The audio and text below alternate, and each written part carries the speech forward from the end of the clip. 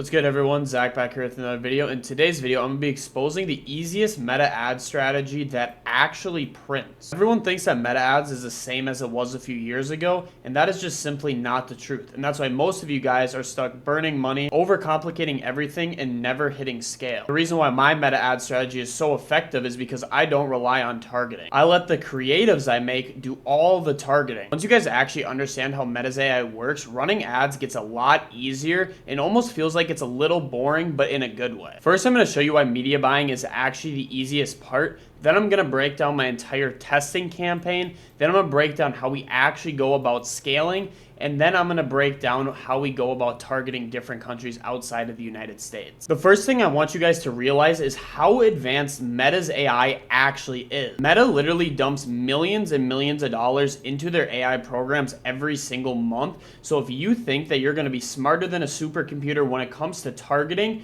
you're just stupid like this guy right here. Like this guy down here is the person who tests ABOs and then test specific groups inside of the ABO. Doing this is just a brain dead way of running ads on Meta, because if you think that you're going to be smarter than a supercomputer that Meta dumps millions of dollars into every single month, you're just kind of a moron. The real truth about how it all works is that all the targeting is done at the creative level. So that means your scripts, what's actually getting shown on screen, the text that's on screen, Meta's AI can pick up all of that and will know exactly who to target. It's so good that even if I'm running a women specific product, I don't even touch the gender. I literally just let it go. And if you check the gender tab inside of your ad account, you will literally see that it is targeting 99% women. So going forward in all your new tests, I don't want you guys doing any targeting at the ad set level. This is no more. We are not doing this. We're not doing any targeting at the ad set level. So instead, I want you guys to start doing it this way. This is my exact testing campaign strategy. So number one, we have a CBO at $150 a day. So when you run a CBO at $150 a day, this is allowing Meta to choose which ads actually get spent. And this basically allows it so Meta will only spend money on ads that it actually thinks will perform. Now you're not wasting 20 bucks on every single ad that you're putting in every single ad set. The ads that weren't going to perform anyways just won't get spent right out of the bat. Next, we are targeting the USA only. The reason why I target the USA only is because the US has the biggest market when it comes to online shopping. My whole philosophy behind this is if you can't scale in the biggest market in the world, it's going to be really hard to really get your brand to like the level of scale you want to get it to in other markets. And as you guys can see by the screenshot, there's nothing on audience, there's nothing about age, gender, anything like that, or any keywords. We are literally just letting Meta do its thing and literally just targeting the USA only. The next thing that's also really important is one ad per ad set. So this is kind of what it will look like and how yours will be set up. So you obviously see I have ad set 1 right here, and right underneath it I have ad 1. This isn't the biggest deal in the world. I just like to do this for organization purposes, and I find it's a lot more easier to keep track of my stats on each ad if I separate them in one ad per ad set, especially in the testing phase. This is exactly how I'll set up my campaign. The next thing that we are doing is we are launching with 8 to 12 ads. And how we go about testing is we're testing with rips for validation. And what you can do is literally come over here to CaloData, click on the product that you are going to run, and literally just scroll down to the ads. And then you guys can look at all these top ads that are already performing and already proven ads that are making a lot of money. Like this ad alone for this brand made them $250,000. This ad made them $125,000. So you already have proven ads that are on the platform that you guys can use to test your product for validation. And if you guys don't want to pay the $99 a month for CaloData, you can use this service called Luxury Tools. Basically, in Luxury Tools, you get so many different dropshipping tools like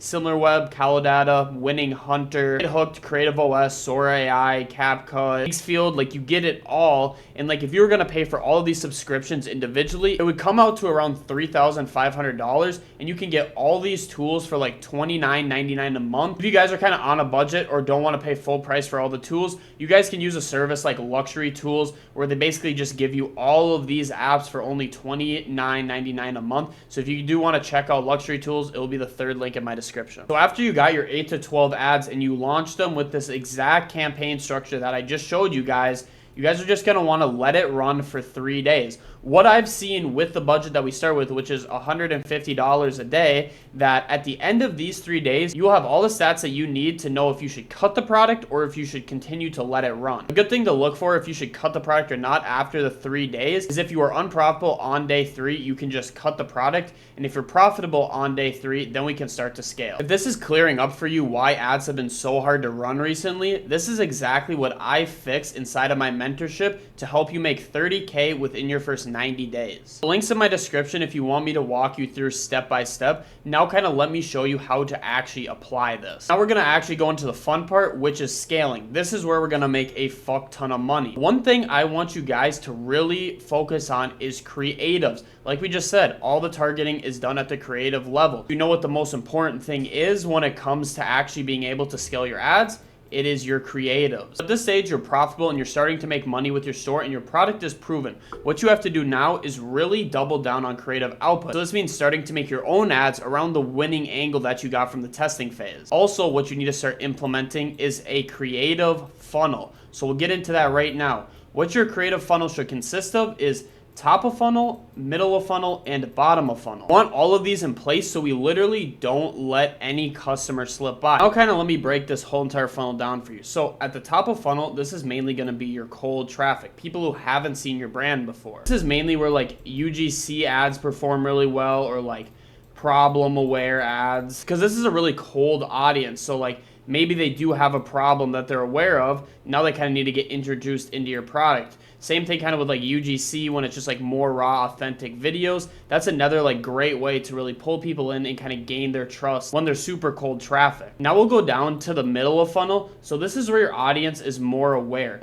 They've seen your ads before on the cold traffic. Now you just need to educate them a little more. So this is a really good spot for like product aware ads. Product aware ads perform really, really well in this stage of the funnel. These people have already seen your top of funnel ads, so they're aware of your product. They just need a little bit more educating on exactly what your product does and like how it will help them. So this is where like product aware ads are very, very good. Now we'll go down to bottom of funnel. So with bottom of funnel, this is very, very warm audience. They've seen your brand before. They just need a little bit more of a push. So this is really where like sales come in. If you're running any type of like unique offer, anything like that. A lot of times for bottom of funnel, I'll just run statics. These tend to perform really, really well and operate at a really high ROAS because they're already aware of their problem that they got mentioned through the cold traffic. They're aware of your product and you educated on what the product will actually do to them. They literally just need that little bit of a push with like a sale, some type of offer. And this is really where like statics will shine if you're running some type of sale or you have some type of crazy offer. This is really where it will shine.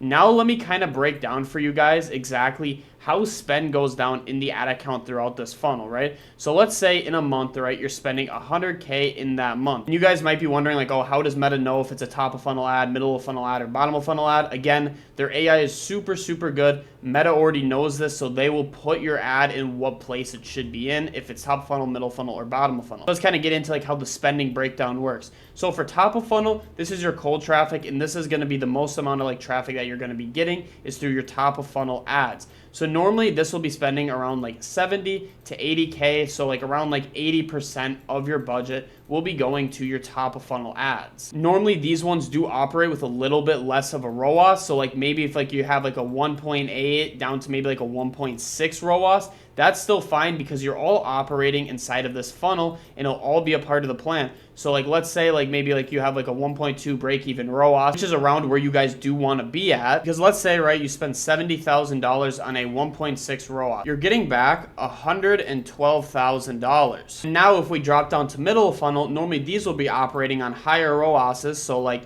2 to 3 ROAS. So that's where you're going to be making up a lot because now that you have this middle funnel in place, middle funnel is really going to be able to shine because all of these people have seen your top of funnel ads. They're aware of your product. They just need a little bit more educating. So that's why normally these ones perform with a little bit higher of a ROAS, but aren't taking up that much to spend. Now, if we go down to bottom of funnel, this is where like these really shine because this is super, super warm traffic. So normally these ones can be operating of a 3 ROAS, 4, sometimes even 5 ROAS.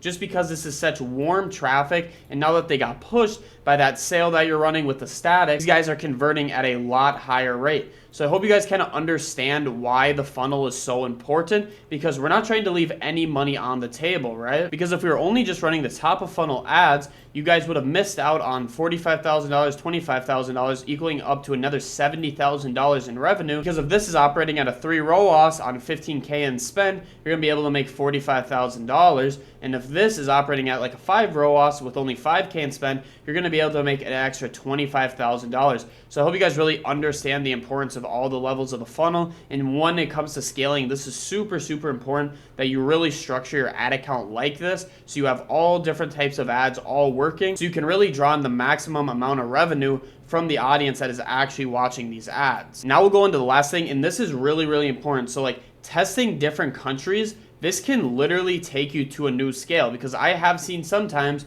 where products that do okay or decent in the United States, they get tested in a different country and they absolutely blow up. So this can take you to a different scale when you guys are testing different countries. So the countries that I like to test outside of the United States are the UK, Australia, New Zealand, and Canada. And the one thing you guys want to make sure that you're doing is that they each get their own campaign. So that's very, very important. Making sure that they all get their own campaign. Don't bunch these all together. Give them their own campaign. So if one like performs really shitty, we can just turn it off. And you guys are doing the exact same ad strategy as what I showed you guys earlier. You guys are launching these on a CBO at $150 a day, following the same strategy that we were using when I was talking about the United States campaign. And kind of how I operate with this is I will launch them all on their own campaign. And let's say like the UK performs really, really bad, you can just turn that campaign off. Australia does really good, obviously just leave it on. Same thing like New Zealand, and the rest of them all do good. You guys can just leave them on and then scale accordingly, just like how we were scaling the United States campaign. At the start of this video, I told you guys why most people stay stuck with meta ads. They overthink targeting, micromanage literally everything, and like try to change the algorithms that target people perfectly. And they end up turning something simple into just a guessing game. What you guys saw here was the fix. Stop trying to outsmart Meta. Let your creative do all the targeting, keep everything super clean, start scaling what is already working, and start implementing some of the tips that I gave you, like testing different countries and creating your top of funnel, middle of funnel, and bottom of funnel. And this is why this actually works and why it feels so simple, is just because we are using Meta's AI for what it's good at. It has so much data on all the customer base. Meta's been around for so long, has one of the best trained pixels. So literally the only thing that we have to do is put in a really simple CBO campaign, make sure we structure our ads accordingly, and really go into our ads and make sure our targeting is done at the ads level, and then just expand through different countries. If you're tired of burning money and want somebody to walk you through this exact process, I run a mentorship where we build, test, and scale ads exactly like I just showed you guys. If you guys want to apply for my one-on-one mentorship, it will be the first link in the description. If you want to stop guessing and actually running ads with clarity, that's where you go. Otherwise, just take this framework and apply it into your own ad account, and you guys will see that running ads on Meta does not need to be that complicated. But again, boys, thank you all so much for watching this video, and I will catch you in the next one. Peace out.